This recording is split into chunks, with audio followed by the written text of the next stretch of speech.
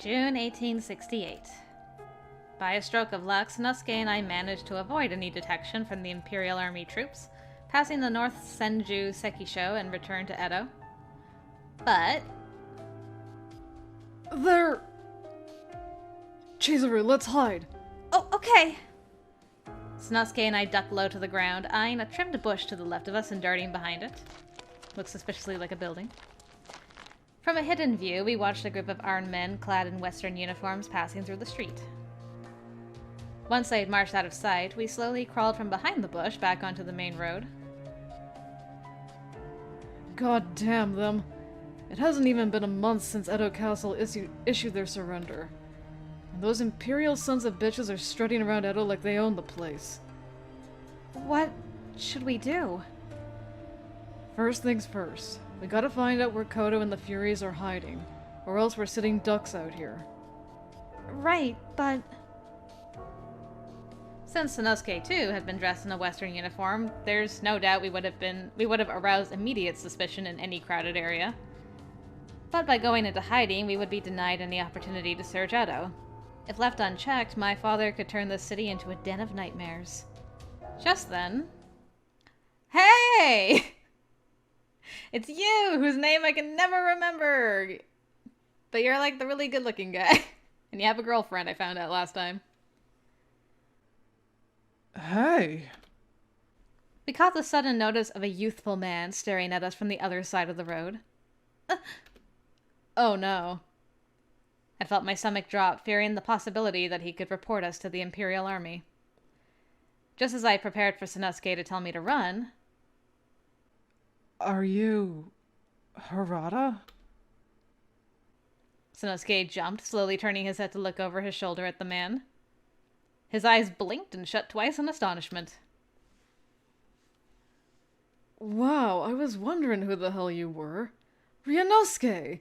You've been alive this whole time? Yes, sir. In the flesh. Wait. If we stick around here for too long, the Imperials might arrest us. So let's head to my house so we can talk. I had absolutely no idea who this man was.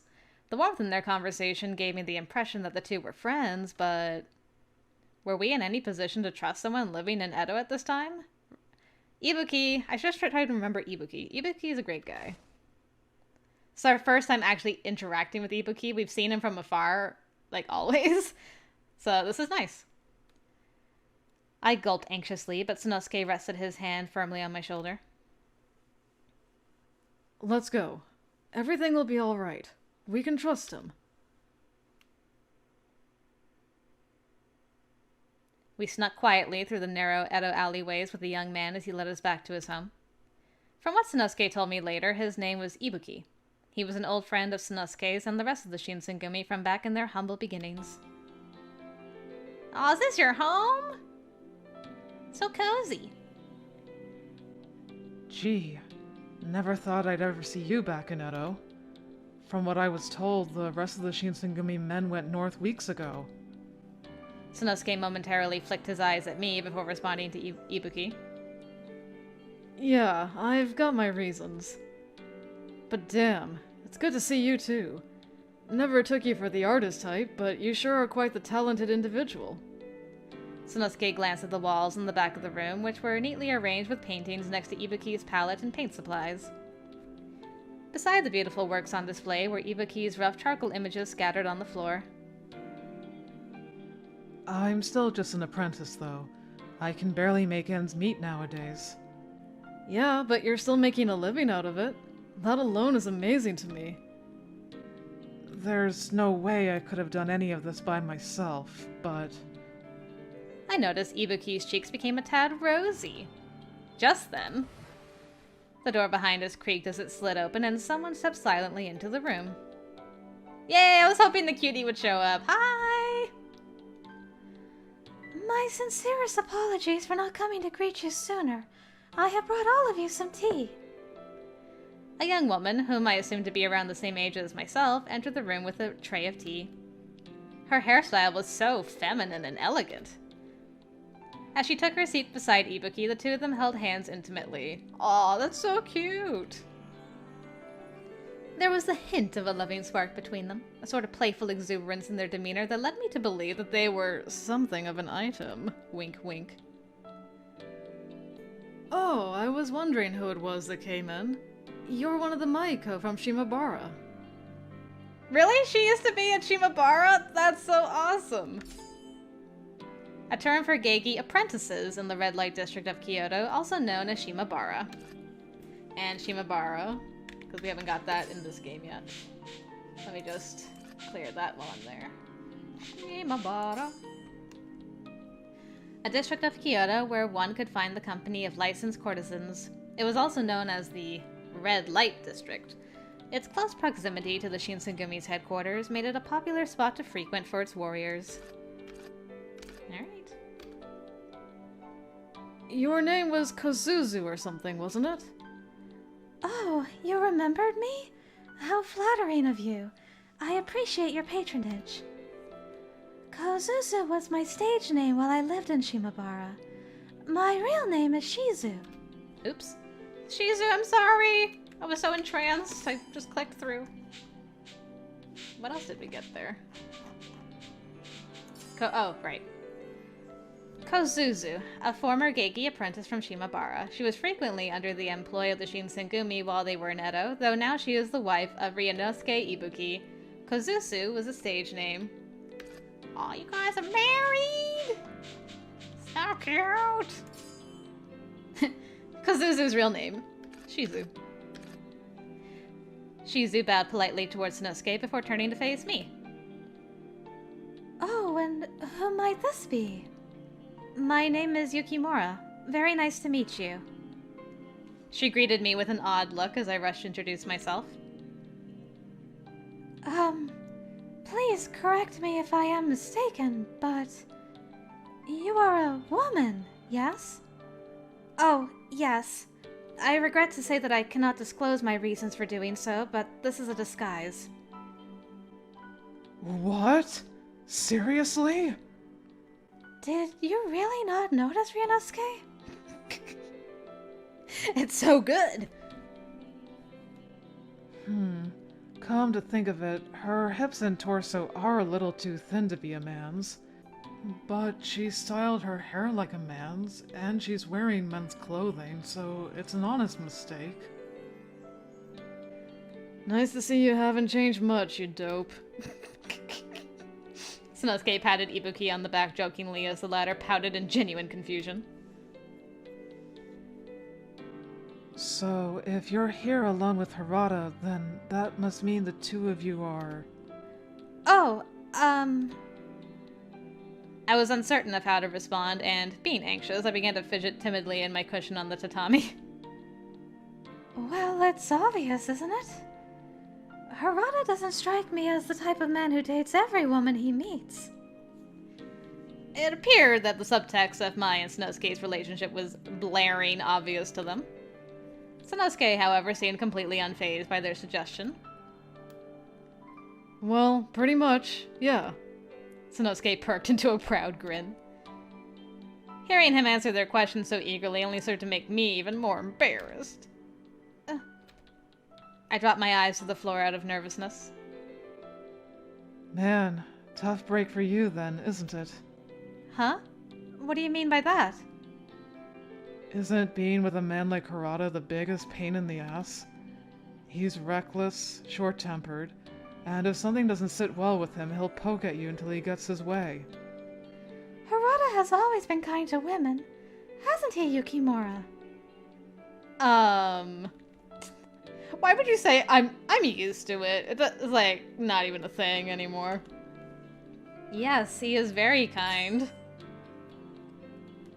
I was unsure whether or not I could speak with candor about my and Sanosuke's relationship to people whom I'd just been introduced, but... Yes, he is quite the gentleman. It wasn't difficult to say how I honestly felt. He knows how to treat women respectfully, but I can only imagine how much he spoils Yukimura. Huh? Oh. Yet again, I was confronted with a social quagmire. If I had answered yes, then I was worried that I would seem too enthusiastic about him, almost to the extent that I would seem conceited. Luckily for me, I suppose, Sanosuke was quick to pounce on an opportunity to answer for me. Thanks, Bahoo. Thanks for helping me navigate the social quagmire. Well, of course I spoil her. She's special. Someday I'm going to marry her. I jumped in my confusion with glee. Oh, Chizuru. I wanted so badly to express some words of gratitude, but I had been so taken aback that nothing came out. My, look at how happy the two of you look. He's getting soft on us now. Tee, I know. Oh, The two of them took great amusement from poking fun at us, but I suppose it was something to get used to. I never knew I wanted this interaction, but I love it. After exchanging a few more pleasantries, Sanosuke slurped the rest of his tea and placed his cup down. As he let out a heavy sigh, the mood in the room changed. He spoke with a low, hushed tone.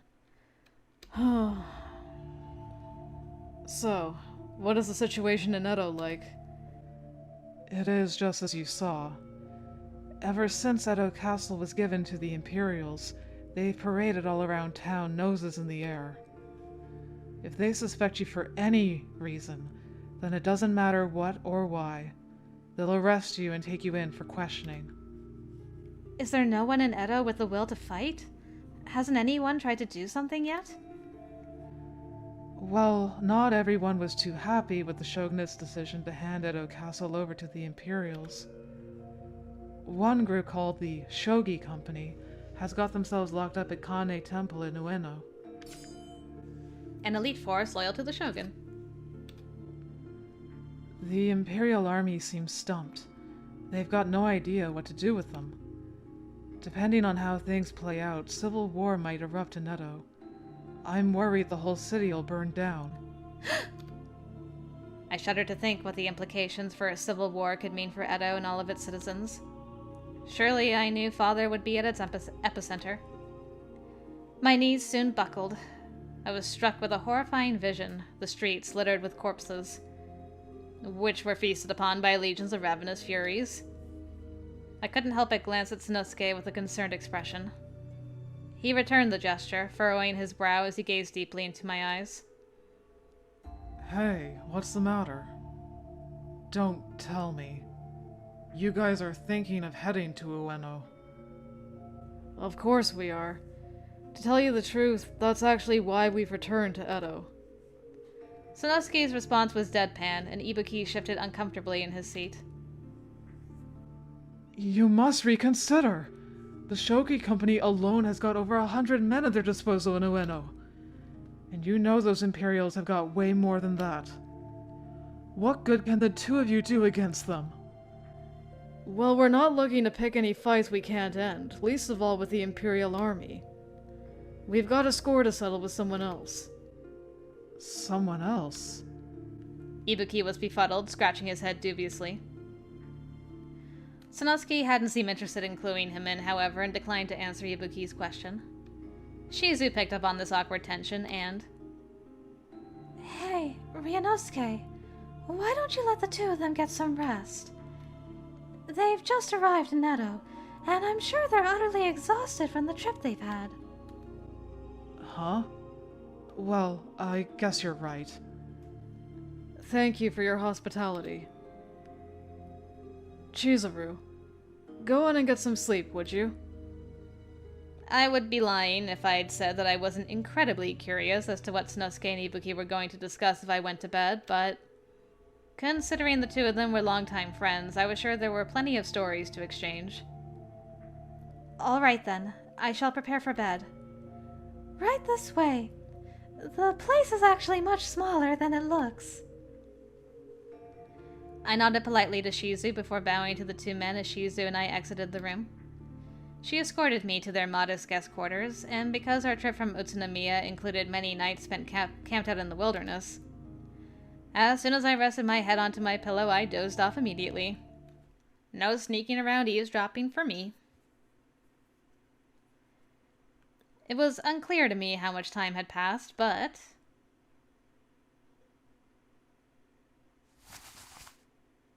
I woke up in the middle of the night and hadn't seen Sanosuke anywhere next to me in the futon.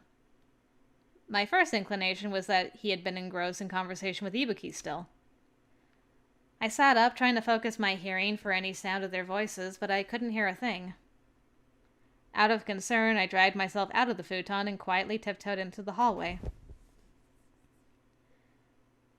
I poked my head around, seeing Shizu in the next room doing some stitching on a piece of fine cloth. Oh, Yukimura. Have you gotten up so soon? Yes, I couldn't get back to sleep. Hey, I don't happen to see Sanosuke or Ibuki anywhere around. Do you know where they went? Oh, the two of them said they were going to step outside for a conversation. Outside? Did Sanosuke actually leave in his Western uniform? What if a group of Imperial soldiers were to spot them? I think I'm going to check up on them. I bowed curtly and sprinted out of their home. I flicked my eyes back and forth until I spotted the two of them talking just outside of the house. Like I had suspected, they were absorbed by their conversation, and Ibuki was gesticulating wildly. It seemed neither of them had noticed I was present. So, I understand why the two of you have to go to Ueno. I should tell you, though, it surprised me to see that you weren't with Nagakura nor Heisuke. Guess it means you finally learned how to walk on your own 2 feet, huh? I suppose you could call it that. Aren't you worried about them? I know the 3 of you guys were pretty close. I'd be lying if I said I didn't miss them, but that's life. All of us have got our own stuff to deal with now, so it's only natural that we gotta take care of it by ourselves. You too, right, Rinosuke? Ibuki agreed silently, nodding his head as he tilted his gaze downwards at his sandals. After a moment, Ibuki murmured under his breath, So, you think you've got any shot of winning? If what you said is true, then the Imperial Army's got furies that are 10 times worse than anything the Shinsengumi had, right? At this point, I'm not concerned with whether or not we'll survive. She's just not the kind of lady who'll ignore her father's sadistic experiments. As I was eavesdropping, I picked up that the she Sanosuke mentioned was, in fact, me, and my heart skipped a beat in my chest. Sanosuke went on confidently, and Ibuki listened intently while stroking his chin. Whatever she wants is what I want. There's really nothing else to it. If you asked my younger self what she thought, she would have felt utterly unworthy to Sanosuke's words of praise, guilty to think that someone valued her feelings enough to dedicate his life to her. But if you were to ask me of the present day, I would have answered with nothing but confessions of adoration and unwavering love. Aw. I want nothing more than to return the favor, as there was no one else in the world I cherished more. The sentiment intensified with each passing moment. I think if you were in the same position as me, then you'd have the same answer. For a while, Ibuki kept his eyes fixed upon the floor, refusing to react in any way to Sanosuke's explanation. Sanosuke took the initiative by breaking the silence. Hey, it's getting chilly out here. Why don't we head inside? He muttered quietly, spinning around to approach the house's entrance when I darted back inside through the front door, rushing back to get into the futon before he did. Oh crap, he's gonna catch me! Thank you, Sanosuke. As long as the two of us are together, then I believe that we can conquer whatever challenges we face. I can't believe... Sano has got to be the most unobservant person to spy. She just darts away at the last second and he's like completely clueless that she was even there. The next night, Ibuki and Shizu saw us off. We were able to recuperate our strength, and together we bid our two gracious hosts farewell before making our way for Ueno. Thanks so much for everything, you two. Yes, indeed. We are so appreciative of everything. We will send you a token of our thanks soon. It was our pleasure. Please feel free to visit us soon. Shizu smiled warmly at us, but Ibuki gaze wistfully off to the side. Given how recently they had reunited, it was understandable to think Ibuki was reluctant to send his friend off so soon, especially to Ueno. Come on, Ryunosuke. Say goodbye. It's fine. We said everything we needed to last night. Well, talking all night doesn't mean you can't extend common courtesy to them. Come on. It's important. Ibuki grimaced in discomfort, but after Shizu's prodding, he timidly approached Sanosuke. What a good wife. I know this might be a little boorish of me to say, especially since you've already made up your mind, but... Ibuki cut his sentence short, his voice trailing off towards the end. He began taking deep breaths, hoping to muster the courage to speak as his fist trembled at his waist. At long last, he spoke his piece. Don't die on me, Harada. You hear me? Sanosuke's eyes widened incredulously. At first, he simply opened his mouth without saying a word, but after a moment... Aww, that's so cute. Harada and his head pats and head ruffles. Aww, I love it. You got it. There's no way I'm leaving behind the woman I love. Sanosuke grabbed a fistful of Ibuki's hair, rustling it playfully as he delivered his assuring words. Ibuki, however, was in no mood to joke. His lips were tightly pursed into a line, and it still seemed as though he was restraining himself from speaking his mind. Sanosuke chose not to press the matter. Instead, he stepped closer to Ibuki, patting his old friend on the shoulder. The world's gotta be saved, and there's only one way for us to do it. We've gotta fight. This way the future's in our hands. No chance in hell are we gonna die. This seemed to put Ibuki at ease, even if just a tad. I see. A smile formed in his lips out of relief. Hey, Harada? What is it? You know, if it weren't for you, I don't know if I'd be standing here like I am today. I don't think I would have been here with Shizu either. From the bottom of my heart, thank you. Ibuki's endearing sentiment coaxed a small chuckle from out of Sanosuke. There's no way I can take all the credit for that. All I did was give you a little push. You're the one who actually made the first step and kept going. Although none of us seemed too keen on parting, we bid our final farewell to Ibuki and Shizu, and Sanosuke and I departed for Ueno. After our two friends were out of earshot, Sanosuke leaned over to whisper discreetly in my ear. Ryunosuke. That guy's done a total 180 since his days back with the Shinsengumi. He always acted like he had a stick up his ass, but never had the balls to follow through with things. As Sanosuke began catching up on his reflections, a small smile curled in his lips. I guess finding a woman that you're ready to dedicate your entire life towards really changes a man, doesn't it? Sanosuke extended his coarse hand towards me, reaching for my hand as he clasped it tightly. With a newfound resolve, I grasped his hand in return. I don't think men should take all the credit for changing when it comes to meeting the person you love, though. Sanosuke pointed his eyes towards me. I momentarily looked back at him, smirking as I continued with my point. Since the moment you told me you loved me, Sanosuke, my heart has been made up. My heart could rest assured that no threat of pain could deter me as long as he and I were together. No matter what obstacles we may encounter, I refuse to let fear dictate my actions. Women are the real warriors. Sanosuke tightened his grip on my hand. As our fingers wove together in our hands, I could feel his sincerity, proving to me that he would stick beside me without any shred of doubt. This time, I knew that nothing could tear us apart, and we basked in the moonlight together.